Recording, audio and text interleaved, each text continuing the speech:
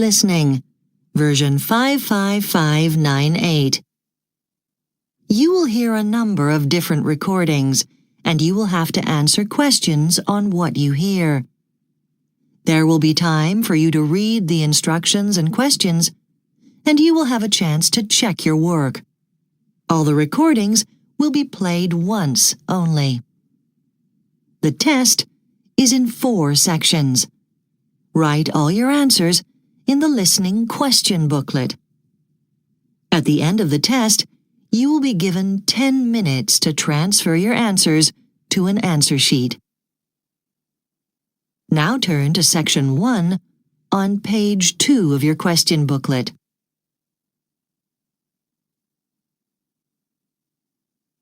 Section 1. You will hear a student phoning a student careers office about a job at a holiday resort. First, you have some time to look at questions 1 to 6 on page 2.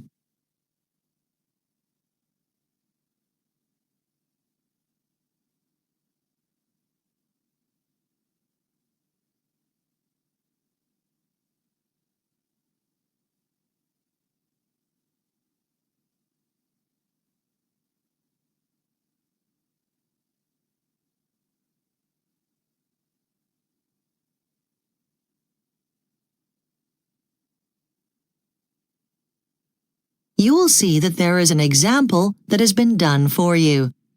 On this occasion only, the conversation relating to this will be played first. Hello, I saw an advert for holiday staff on the notice board and I'm very interested. Can you tell me something about the resort? Let me see. Yes, those jobs are at the Sandy Shores Resort. You may have heard of it, as it's quite well known in the area. The name of the resort is Sandy Shores, so Sandy has been written in the space. Now we shall begin. You should answer the questions as you listen because you will not hear the recording a second time. Listen carefully and answer questions 1 to 6. Hello, I saw an advert for holiday staff on the notice board and I'm very interested. Can you tell me something about the resort? Let me see. Yes, those jobs are at the Sandy Shores Resort. You may have heard of it, as it's quite well known in the area. I'm not sure. Where exactly is it? It's on Jameson Island. I haven't heard of that one. How do you spell it? Jamieson. It was named after a famous explorer. Oh, sounds interesting. Yes, it's a beautiful place, and as it's a large resort, they have vacancies in a few different areas. When would they want someone to start? It looks like the applications close by the 12th of May, and they would need you to begin from the 11th of July. Oh, that's perfect. My exams finish on the 5th of July. Can you tell me something about the jobs? Well, first of all, there is a vacancy in the Calypso Bistro.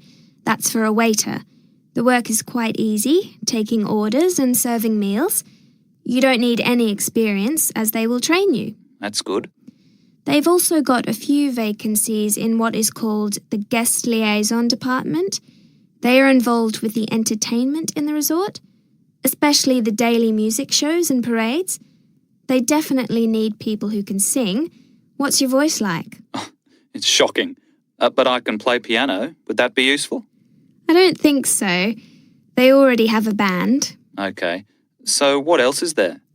Among the most popular things for guests are the games and water sports activities, which take place on the beach that belongs to the resort.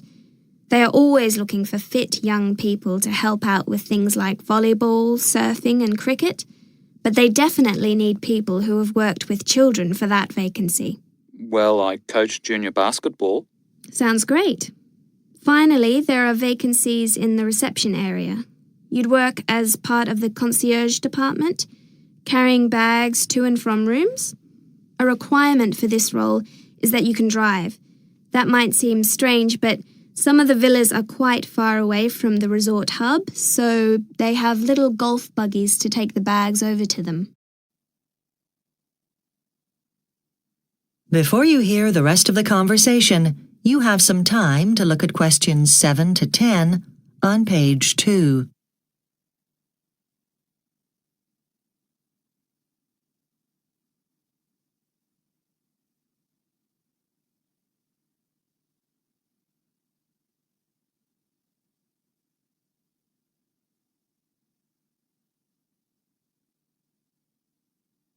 Now listen and answer questions 7 to 10. I expect you'd like to know a bit more about the general benefits for staff? Yes, please. Do they provide free accommodation for staff? It looks like they only provide it to permanent employees, but staff don't have to pay for transport to and from the island. So you'd have to stay in Port Thomas, but there are plenty of cheap places there. What about meals? Yes, they're provided when you're on duty, so you would save money on groceries. If you are interested, we can set up an interview for you. I know the resort personnel manager wants interviews on Wednesday, Thursday and Friday here at the college. Which day would suit you? Can we do it on Thursday as I work on Wednesdays? Fine. Is 2 o'clock okay? Perfect. Okay. I've booked you in for then. Is there anything I need to take to the interview? Let me see. Yes, you need to bring a CV giving details of your work experience and qualifications. And because they are planning on interviewing a lot of people, they've asked everyone to provide a photo as well, so they can remember who is who. Do you have any questions? That is the end of section 1. You now have half a minute to check your answers.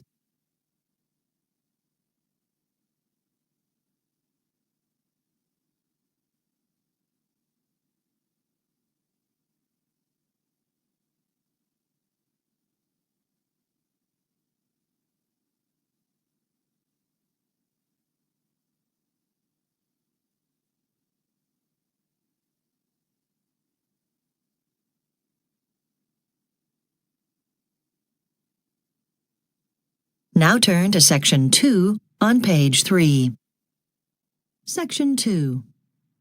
You will hear a radio talk by Peter Gentle, the organizer of an annual walk called the Tavy Point Walk. First, you have some time to look at questions 11 to 15 on page 3.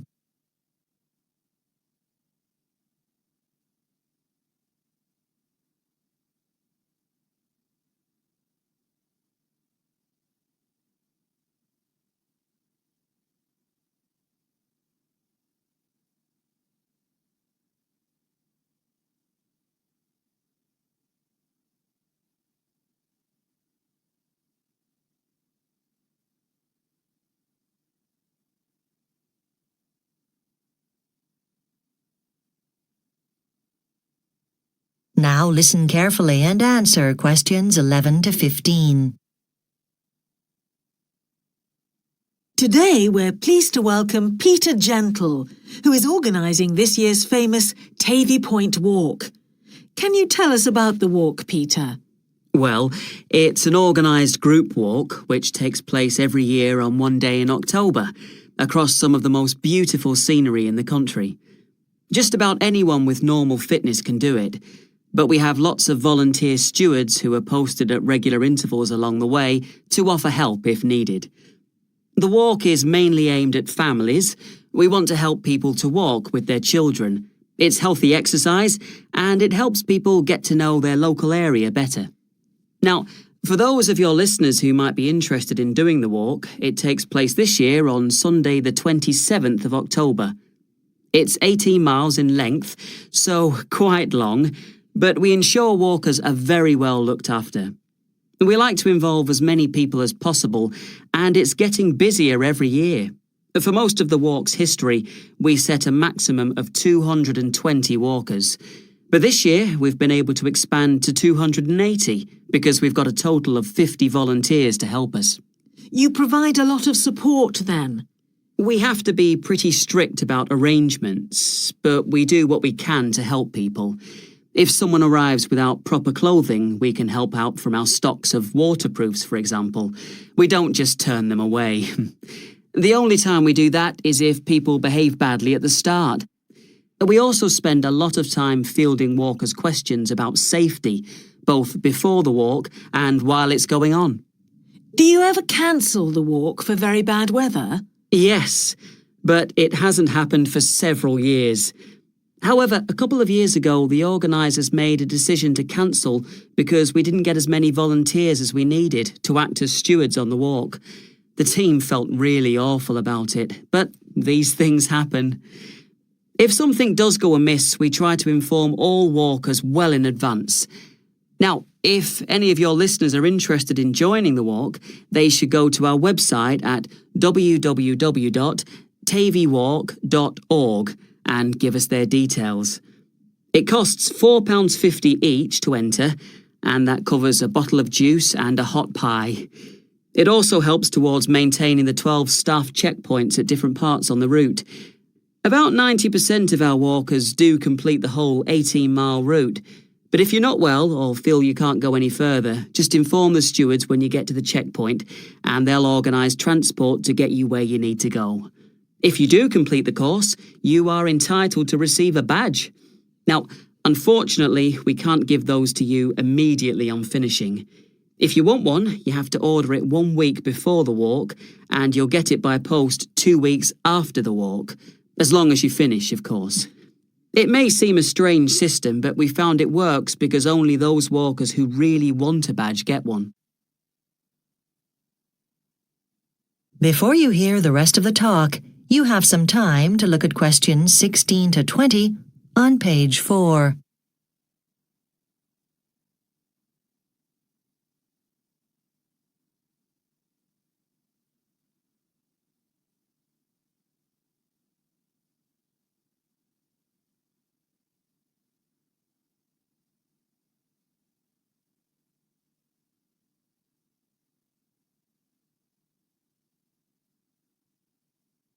Now listen and answer questions 16 to 20. What do walkers need to take with them? Good question. When you register for the walk, we send you a booklet with all the key information. But basically, we do say that you should be properly dressed. Now, it must be emphasised that this doesn't mean that you wear thick trousers like jeans. Lighter, waterproof apparel is better. Some people like to bring their mobile phones, but there isn't always a good signal. And remember, the checkpoints are there, so you can always rely on those. Some people asked if they should bring a torch, but frankly, they're a waste of space and weight. It's a relatively gentle, straightforward walk. Another thing people ask about is refreshments. Whether you carry things like high-energy drinks is up to you.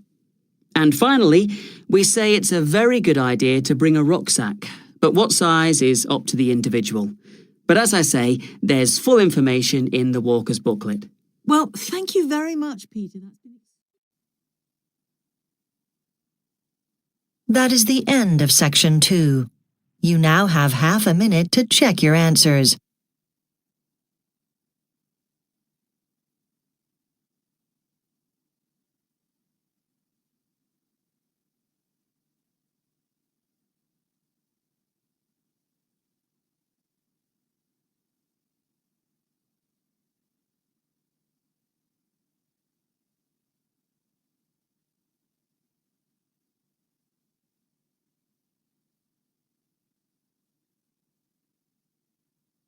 Now turn to section 3 on page 5.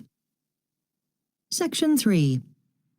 You will hear 2 students, called Charlie and Delia, discussing a joint assignment for their human geography course.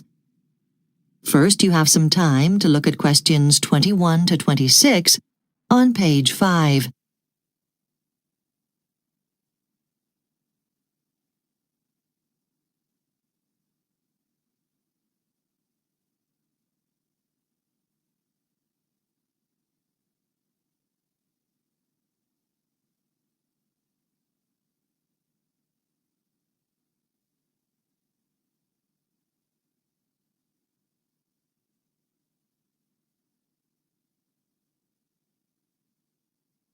Now listen carefully and answer questions 21 to 26. Hi, Delia. Shall we get down to planning our assignment? We haven't got long now before the deadline. I know. And it's quite open-ended, isn't it? Just research and analyze data about energy consumption in a given region. Yes, and all we've done so far is check out a few likely websites. Shall we exchange ideas about those first? Good idea. Let me look at my notes. Okay, I had a preliminary look at one or two websites. There was National Geographic. The thing there that struck me was a facility for creating tailor-made maps. We might like to use that when it comes to presenting our findings. Right. That would make some types of data instantly clear, I guess. Also, I checked out the United Nations website. That one had masses of useful stuff, only I couldn't get at it. I know. It was for subscribers only, right? And we don't want to get into that sort of thing. After all, it's not a major piece of work we're doing. Yes, I agree. I looked at the website of an agency called the Energy Information Administration. There were some population statistics there that we could use, but there didn't seem to be any figures for energy use, so that site would only be suitable to a limited extent for our purposes. I thought the British Petroleum website might be a good place to get information about energy use. Oh, good thinking. There was lots of data, actually. The only thing is, it went into more depth than was necessary for our assignment, and we'd have to collate a lot of the figures to arrive at an overview. So I didn't think it was quite what we were looking for. I also looked on the Central Intelligence Agency website. I never had thought of that. Something worth noting. It seemed to be the only place I looked at that had data for this current year. Oh, right.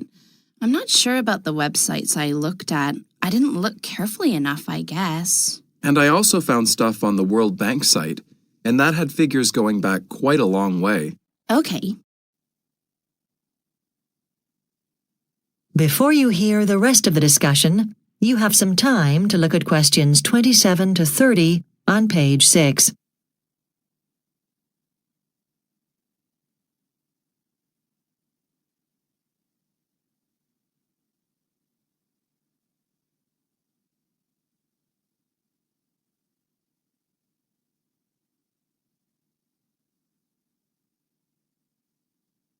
Now listen and answer questions 27 to 30.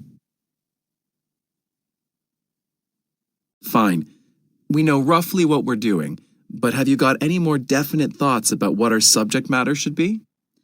I think one thing we've got to be careful about is biting off more than we can chew. Yes, especially as it doesn't count towards our final assessment anyway. So, shall we just limit it to data about population size and energy consumption? How about if we add in one other factor, carbon emissions? I think it'd be interesting to see what the interaction between those three factors is like.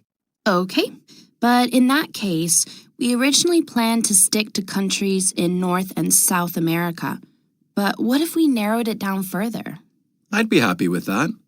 How about, let's say, 20 countries in all, the top 10 consumers of energy in the region, and also the bottom 10. Sounds good. And we can calculate per capita consumption and per capita emissions to allow valid comparisons. Actually, it would be interesting to look at a breakdown of the types of energy each of those countries uses. You know, how much coal, how much wind power, how much nuclear power, and so on. But we did just agree to restrict our data. I know. And then, what about the way we present our data? Our tutor said that's one of the things she'll be looking at in particular, especially our graphics. Don't you think a bar chart would be more effective than a set of tables with figures? It might, but I've got another idea. I'm keen to display our data on a map instead. We can easily find a software program to do that. Brilliant. Thanks. One last thing, Charlie, and then we better go away and get started.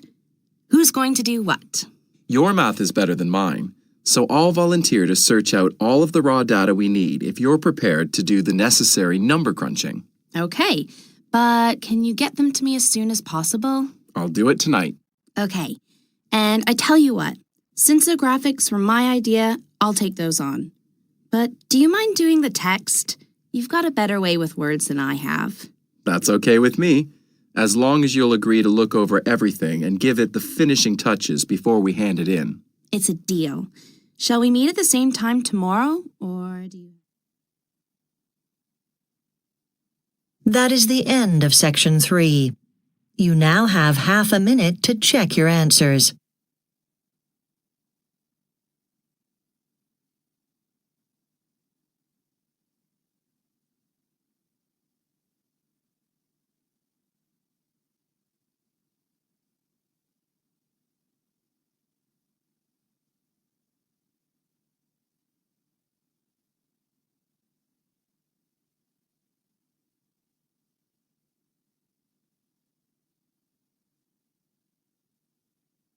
Now turn to Section 4 on page 7. Section 4. You will hear a university lecturer talking to his students about an architectural studies assignment. First, you have some time to look at questions 31 to 40 on pages 7 and 8.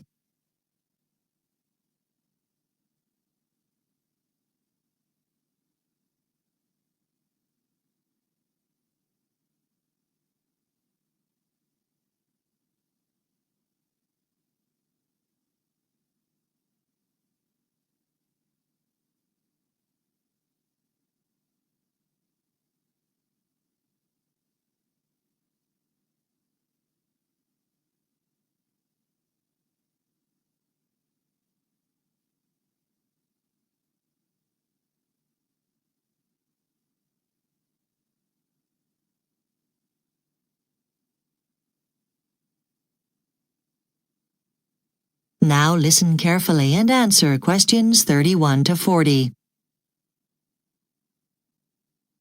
Okay, before this morning's lecture on successful design of public buildings, I want to draw your attention to your next assignment. So, your assignment is on public monuments, and by that I mean any structure or statue that is built to remind us of important events or of historic figures. The assignment should be divided into 3 sections. At the beginning of Section 1, you should identify the monument you're examining and say why you've chosen it. Include a comment on whether you think the monument works. By that, I mean its success. You may think it's wonderful. You may think it's a public eyesore, something that people hate looking at. Next, you should also include in this first section information about where the monument was built, its geographical site, and also a discussion of its social importance, how relevant it was for the people of the time. You should also include information on when it was built, its historical background, and make sure you illustrate the assignment appropriately too. I shall expect that. Insert any plans you can find, and make sure any photographs you use have captions and are clearly referred to in the text, or they will be meaningless. To end this section, you should include something about the record of the person who designed the monument, showing how the monument relates to his or her other work.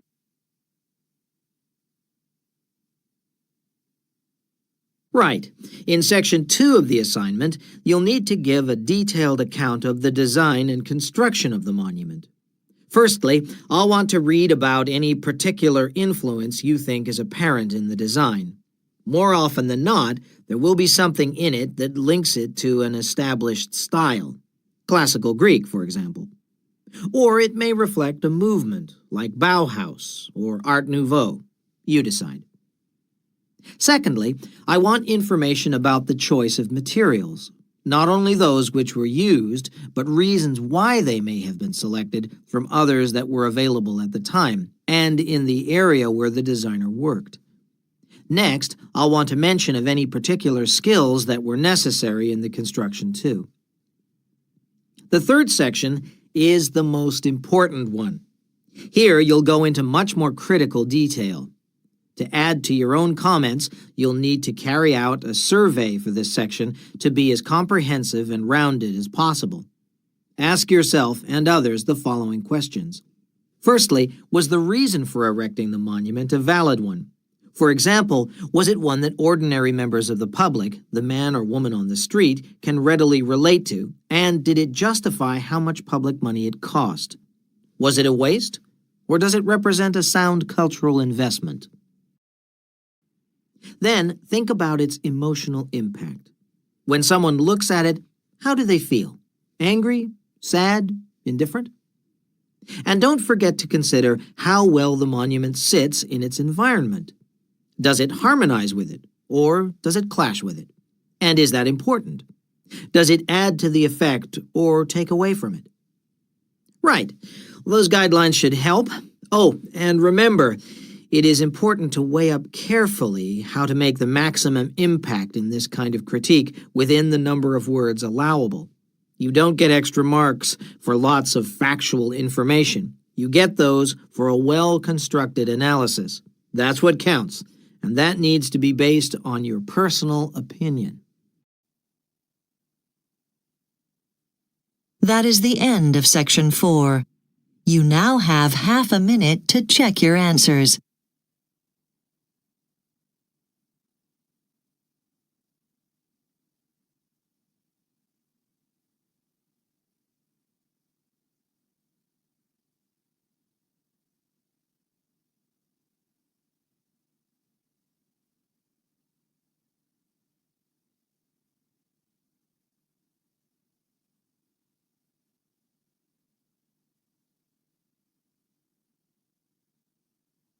That is the end of the listening test.